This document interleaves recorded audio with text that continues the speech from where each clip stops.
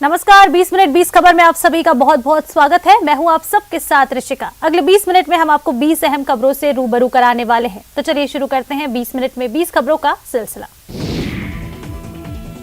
पहाड़ों में सर्द हवाएं चल रही हैं। हल्की ठंड के बीच इन दिनों चमोली में पांडव नृत्य का आयोजन हो रहा है। चमोली के सीमांत गांव ढाक में पांडव नृत्य के दौरान चक्रव्यूह की रचना की गई, जिसमें 7 द्वारों का निर्माण किया गया। कौरव और पांडव के युद्ध के बीच की गौरव गाथा बुनी गई। किस तरीके से अभिमन्यु का वध हुआ, चक्रव्यूह के माध्यम से दिखाया गया। चमोली में पांडव नृत्य का आयोजन गाँव की खुशहाली समृद्धि के लिए किया जाता है। इसके साथ ही पालतू पशुओं पर लगने वाली बीमारियों को दूर करने के लिए भी अलग अलग गाँव में परंपरा अनुसार पांडव नृत्य का आयोजन होता है। गढ़वाल क्षेत्र में पांडव नृत्य व गढ़वाल नृत्य का विशेष महत्व है। जब भी गांव में कोई रोग दोष उत्पन्न होता है तब इन चीजों का आयोजन होता है और मान्यता है कि इन सभी धार्मिक कार्यों से गांव में सभी रोग दोष दूर हो जाते हैं। इन नृत्यों में महिलाओं की भूमिका भी सराहनीय है। महिलाएं गांव में धार्मिक मान्यताओं को जीवित रखने का निरंतर प्रयास कर रही हैं। काशी के आंगन में एकाकार हो रहे हैं उत्तर दक्षिण के मंदिर। दरअसल वाराणसी में आयोजित काशी तमिल संगमम में लगी प्रदर्शनी में एक ऐसा स्टॉल लगाया गया है जिसमें दक्षिण के 61 और काशी के 29 मंदिरों और गर्भगृह में स्थापित महादेव के दर्शन एक साथ हो रहे हैं, जो कि खासा आकर्षण का केंद्र बने हुए हैं। काशी और तमिलनाडु का बड़ा ही गहरा नाता है और संबंध के केंद्र बिंदु भगवान शिव हैं। तमिलनाडु के भी अधिकतर मंदिर शिव को समर्पित हैं। दोनों तरफ 2 तरह के मंदिर बनते हैं। दक्षिण भारत में जो मंदिर है वो मूल रूप से द्रविड़ परंपरा के मंदिर है। वहीं उत्तर भारत के जो मंदिर है वो नागर शैली के मंदिर है। तस्वीरों में मंदिरों के शिखर और गर्भगृह में स्थापित भगवान के दर्शन तो हो ही रहे हैं, साथ ही मंदिरों के शैली के बारे में भी जानकारी मिल रही है। प्रदर्शनी में लगे नागर शैली की विशेषता है कि इनके मंदिरों में गर्भगृह का शिखर सबसे विशाल होता है, जबकि द्रविड़ शैली के मंदिरों में प्रवेश द्वार सबसे विशाल होता है। उसमें बहुत सारी नक्काशी होती है। संगमम में लगी इस गैलरी को देखने दूर दराज से लोग आ रहे हैं।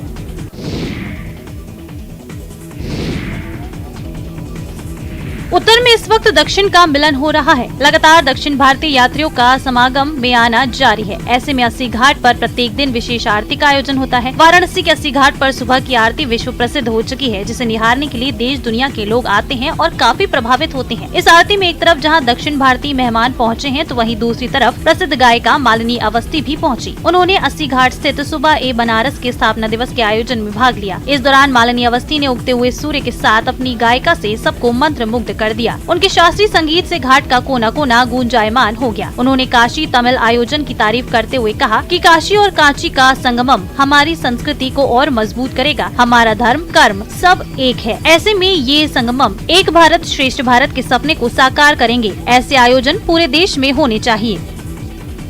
जटाटवीगलज्ज्वलं प्रवाहपावितस्थले गलेवलम्बे लम्बिताम्बुजङ्गतुङ्गमालिकां टमट्टमट्टमट्टमन्निनादवड्डमर्वयं चकार चण्डताण्डवं तनोतु न शिवं शिवं शिवं। सुना आपने।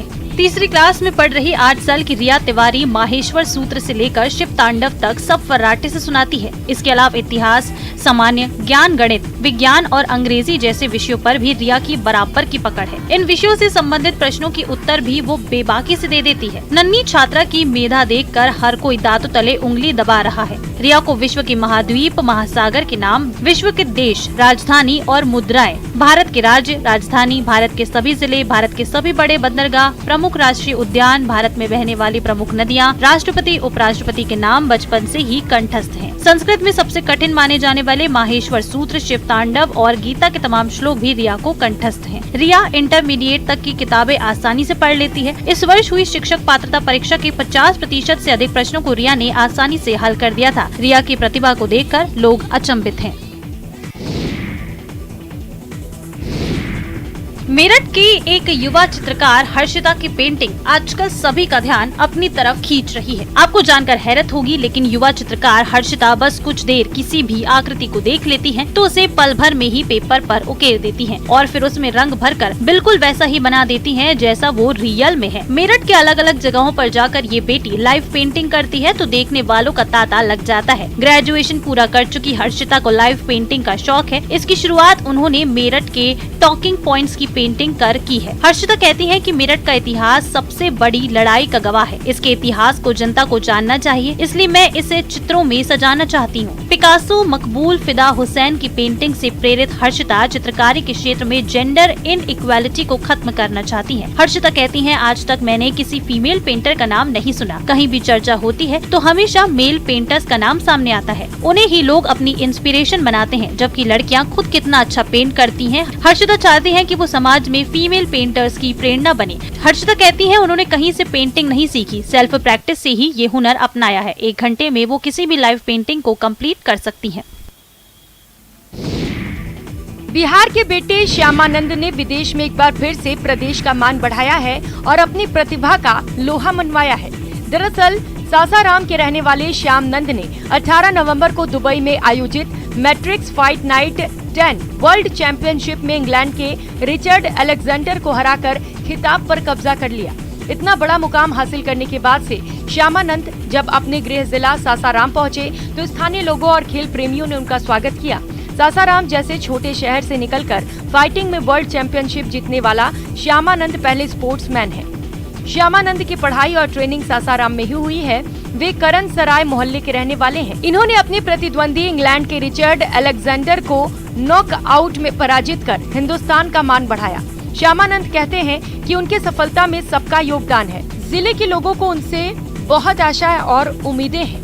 अपने माता पिता के साथ पूरे शहर का मान सम्मान बढ़ाना ही उनका लक्ष्य है।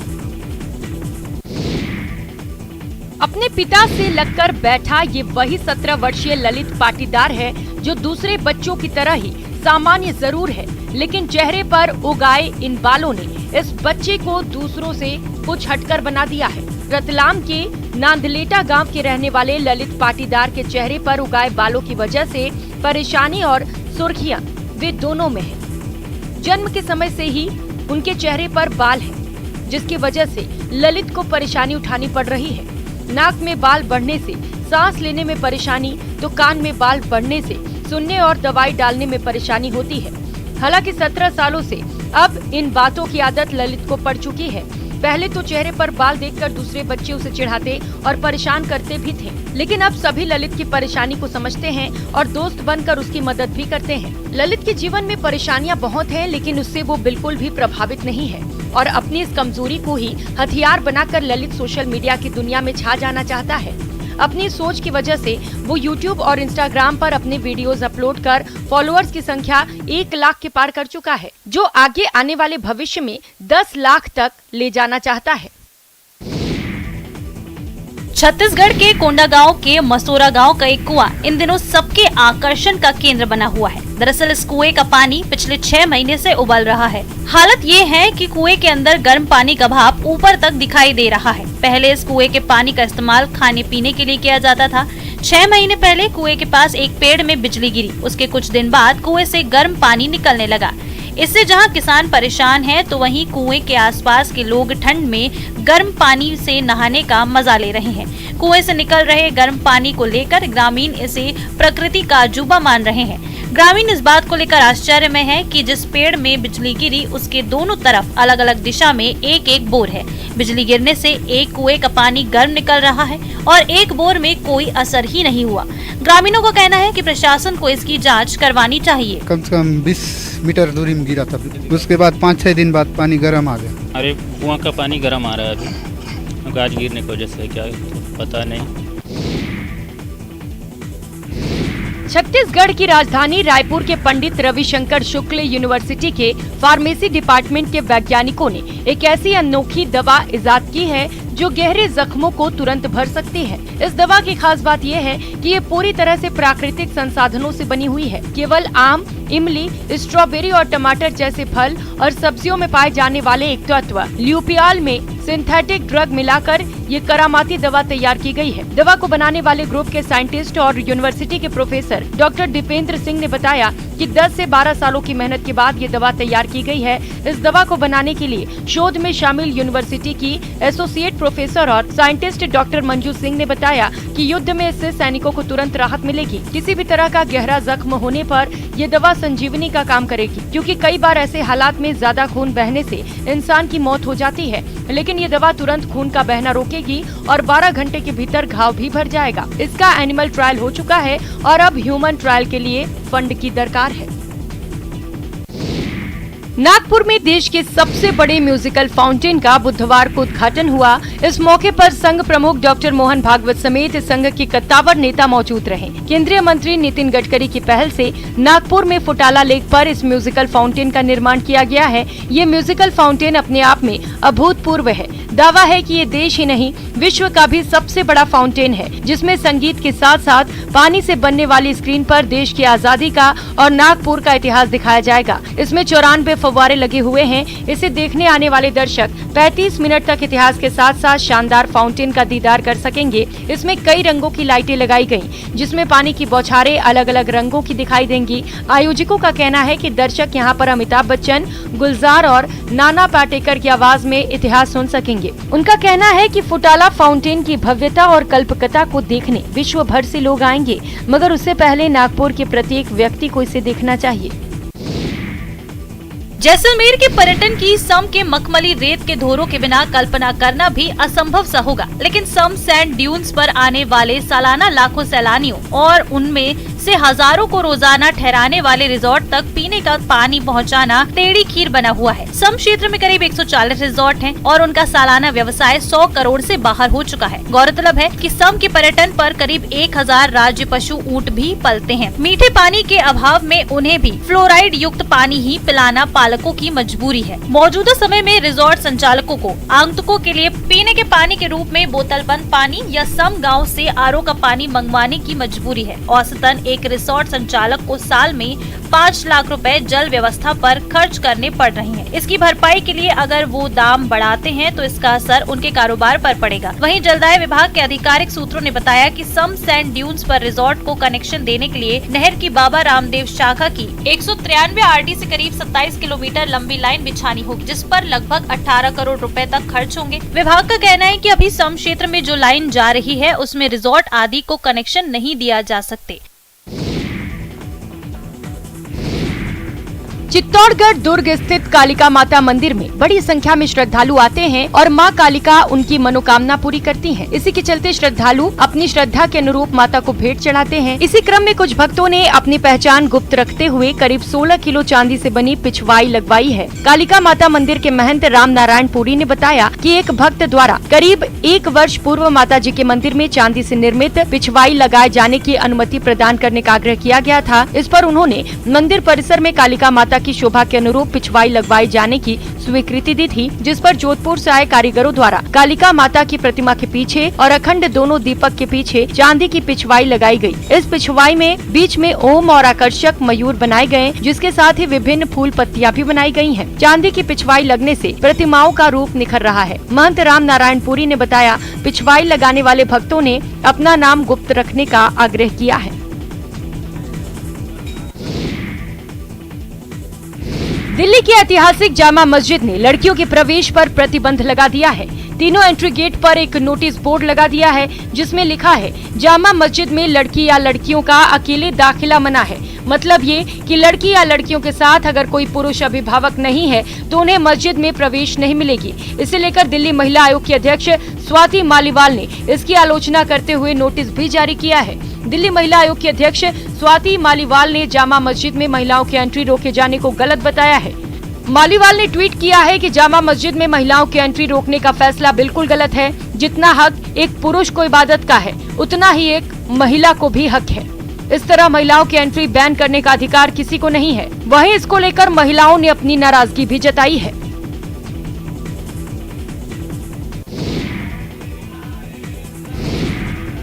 अलवर जिला प्रशासन और पर्यटन विभाग के संयुक्त तत्वाधान में 4 दिवसीय मत्स्य उत्सव जगन्नाथ मंदिर से शुरू हुआ। इस अवसर पर जगन्नाथ मंदिर में महाआरती की गई, जिसमें अलवर शहर के अलावा अन्य जिलों से लोग पहुंचे। मंदिर में सुबह महाआरती हुई। जिला कलेक्टर डॉक्टर जितेंद्र कुमार सोनी ने लोगों से आह्वान किया कि मत्स्य उत्सव प्रत्येक नागरिक का उत्सव है, इसमें बढ़ चढ़कर अपनी भागीदारी निभाएं। उन्होंने कहा कि अलवर जिले की व्यापक भौगोलिक, सांस्कृतिक और ऐतिहासिक विशेषताओं को विश्व पटल तक ले जाने का प्रयास है, जिससे अलवर जिले में पर्यटन में इजाफा हो सके। अलवर में पर्यटन की असीम संभावनाएं हैं। अलवर जिले के बानसूर में मत्स्य उत्सव के तहत साइकिल रैली कार्यक्रम का आयोजन किया गया। साइकिल रैली बानसूर के सुभाष चौक से शुरू होकर मेन बाजार होते हुए बालावास रोड पर जाकर समाप्त हुई। साइकिल रैली में बानसूर के तमाम ब्लॉक स्तरीय अधिकारी और स्कूली बच्चे सहित स्काउट गाइड के विद्यार्थियों ने भी हिस्सा लिया।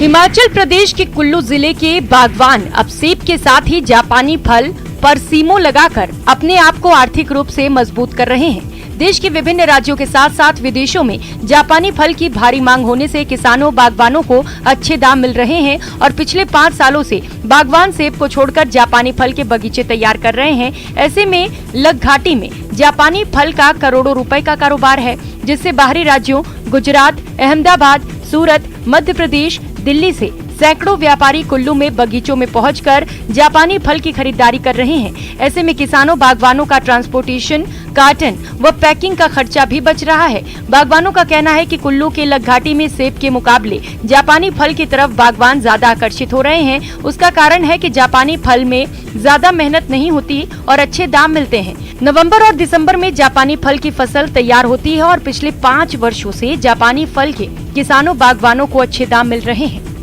पिछले 4-5 सालों से है जापानी की फसल के जो हमारे किसान बागवानों को अच्छे रेट मिले हुए हैं, जिसकी वजह से हमारे जो युवा साथी है या अन्य किसान है इसकी ओर काफी अग्रेसिव हो रहे हैं। प्यार तो प्यार होता है, चाहे वो इंसान से हो या पालतू जानवर से। जब कोई प्यारा छूट जाता है तो इंसान टूट जाता है। कुछ ऐसी ही कहानी सामने आई है जहानाबाद से, जहां सड़क पर चलते चलते एक घोड़े की मौत हो गई और फिर मालिक बदहवास हो गया। घोड़े से लिपटकर मालिक रोता रहा, बिलखता रहा। लोग भी इस अटूट प्रेम को देखकर भावुक हो गए। घोड़े और उसके मालिक के बीच का प्यार देखकर राहगीरों की आंखें नम हो गईं। दरअसल जहानाबाद से एक दिल को छू लेने वाली तस्वीर सामने आई है। जहानाबाद में घोड़े की अचानक मौत पर घुड़सवार फफक फफक कर रो पड़ा। घोड़े का मालिक रंजू शर्मा बड़े शान से हुलासगंज बाजार से घोड़े पर सवार होकर अपने गांव मोकीमपुर लौट रहा था। इसी दौरान रघुनाथपुर गांव के पास घोड़ा अचानक सड़क पर लड़खड़ाकर गिर पड़ा और उसकी मौत हो गई। अपने प्रिय घोड़े की मौत पर उसका मालिक बदहवास हो गया और घोड़े से लिपटकर रोता रहा। घोड़े से लेकर उसके मालिक का प्यार लोगों के लिए चर्चा का विषय बना हुआ है। पन्ना में बाघ पुनर्स्थापना योजना लागू होने के बाद अब टाइगर रिजर्व में पर्यटक बाघों का दीदार करने के लिए दूर दूर से आ रहे हैं। टाइगर रिजर्व में पर्यटकों को एक नहीं बल्कि 3-3 बाघों के एक साथ दीदार हो रहे हैं। ऐसा ही कुछ आज पन्ना टाइगर रिजर्व सफारी करने गए पर्यटकों को ऐसा रोमांचकारी नजारा देखने को मिला, जिसे देखकर पर्यटक खुश हो गए। दरअसल बाघिन P141 अपने दोनों शावकों के साथ आए दिन चहलकदमी करते पर्यटकों को दिखाई दे रही है। डर और रोमांच के बीच पर्यटकों ने नजारा अपने कैमरे में कैद कर लिया। ताजा वीडियो इन दिनों सोशल मीडिया में जमकर वायरल हो रहा है। आपको बता दें, PTR का क्षेत्र वर्ष 2008 से 9 में बाघ विहीन हो चुका था। यहाँ एक भी बाघ नहीं बचे थे, लेकिन तत्कालीन फील्ड डायरेक्टर श्रीनिवासन मूर्ति और जन सहयोग से बाघ पुनर्स्थापना योजना लागू की गई। बाघों का संसार दोबारा बसाने के लिए तत्कालीन प्रबंधन ने दिन रात मेहनत की और आज यहाँ 70 से ज्यादा बाघों का कुनबा है। ये तो पुलिस ने सुविधा के लगाए हुए, देखिए क्या होता है। जिस पुलिस को देखकर हर किसी की हालत खराब हो जाती है, लेकिन उसी पुलिस की हालत खराब होती दिखे तो आप क्या कहेंगे। कानपुर में कुछ ऐसा ही नजारा देखने को मिला है, जहां पुलिस के अधिकारी कर्मचारी बंदरों के खौफ से परेशान हैं। तमाम प्रयासों के बाद जब ये बंदर नहीं भागे तो अब लंगूर के कटआउट पुलिस ऑफिस में लगा दिए गए हैं, क्योंकि बंदर आए दिन कभी पुलिस कर्मियों को तो कभी आए दिन फरियादियों को पकड़ते थे। कभी कार्यालय में घुसकर उछल कूद मचाते थे तो कभी कोई न कोई नुकसान कर देते थे। पहले इनको भगाने के लिए गुलेल का इस्तेमाल किया गया, पुलिस कर्मियों की ड्यूटी लगाई गई, बाद में लाठी से इनको भगाने की कोशिश की गई, मगर तब भी ये नहीं भागे और अब इन्हें भगाने के लिए लंगूर के कटआउट लगाए गए। आप खुद ही सुनिए कि पुलिस के आला अधिकारी क्या बोल रहे हैं और उन्हें पुलिस कर्मियों से ज्यादा इन कटआउट पर भरोसा है। एक नया तरीका ये है कि जो लंगूर हैं उनके बड़े बिग साइज कटआउट फोटोज़ लगाते हैं, तो प्रथम दृष्टया बंदर उनको देखते हैं और जिस प्रकार से खेतों में पहले लगा दिए जाते थे, तो एक वो प्रयास किया गया था और अब तक वो प्रयास सफल है। छत्तीसगढ़ के कोरबा में घायल हालत में मिले बाज का इलाज चल रहा है। वन विभाग की निगरानी में बाज का उपचार किया जा रहा है। तस्वीरें उसी घायल बाज की हैं, जिसे जख्मी हालत में पकड़ा गया था। शुरुआती उपचार देने के बाद उसकी स्थिति पर नजर रखी जा रही है। कुछ लोगों ने जख्मी बाज के पंख से छेड़खानी की थी, जिसके कारण वो अभी उड़ने में असमर्थ है। सूचना के बाद वन विभाग ने घायल बाज को अपने कब्जे में ले लिया और पशु चिकित्सक द्वारा उपचार कराया। अब उसे बेहतर भोजन से लेकर समुचित इलाज दिया जा रहा है, जिसमें वो फिर से उड़ने के काबिल हो सके। कोरबा वन परिक्षेत्र के रेंजर सियाराम कर्माकर ने बताया कि उसके पैर और पंख वाले हिस्से में कुछ जख्म है। कुछ दिन में बाज स्वतंत्र रूप से उड़ सकेगा। बता दें कि वन मंडल कोरबा के कुछ इलाकों में अलग अलग मौकों पर बाज को आसानी से देखा जाता है। ऐसे में बाज के शिकार के भी मामले सामने आते रहते हैं। संभव है कि ये बाज भी शिकार की कोशिश में ही घायल हुआ है। प्रतापगढ़ की सुखाड़िया स्टेडियम में चल रही 66वीं राज्य स्तरीय तीरंदाजी प्रतियोगिता का बृहस्पतिवार को समापन हो गया। 5 दिनों तक हुए विभिन्न मुकाबलों में छात्र और छात्रा वर्ग में बीकानेर और जयपुर का दबदबा रहा। प्रतियोगिता में 482 खिलाड़ियों ने हिस्सा लिया। जिला प्रमुख इंदिरा मीणा ने विजेता खिलाड़ियों को पदक प्रदान किए।